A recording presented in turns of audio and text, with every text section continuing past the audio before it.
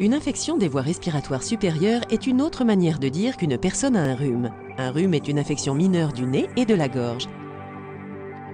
Pendant la respiration normale, l'air pénètre par le nez, descend le long de la trachée, puis dans des voies aériennes de plus en plus petites.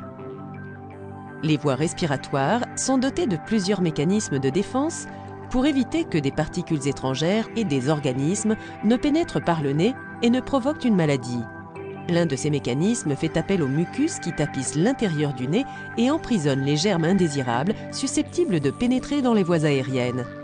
Les cils sont de minuscules poils qui contribuent également à la défense du corps contre les germes en refoulant vers l'extérieur les particules nocives emprisonnées dans le tapis de mucus.